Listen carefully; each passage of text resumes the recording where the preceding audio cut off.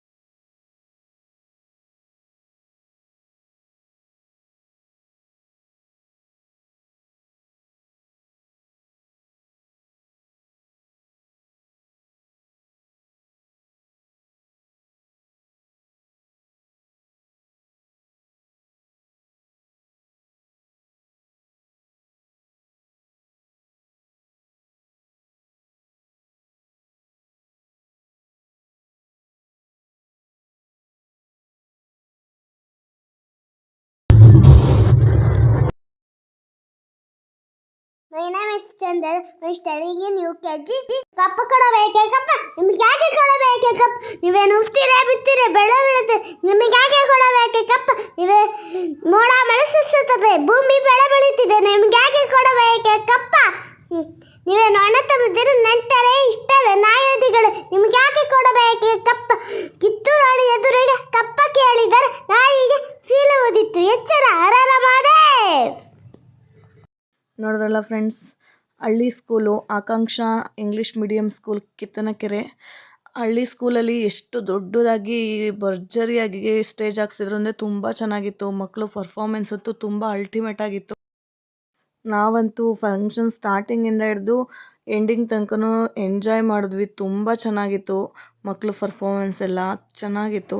So friends, ಇವತ್ತಿನ vlog ನಿಮ್ಗೆ ಇಷ್ಟ ಆಯಿತು ಅಂದ್ಕೊತೀನಿ. ಯಾಕಂದರೆ ಪುಟಾಣಿ ಮಕ್ಕಳದು ಸಾಂಗ್ಸು ಎಲ್ಲ ಚೆನ್ನಾಗಿತ್ತು ಅಂದ್ಕೊತೀನಿ.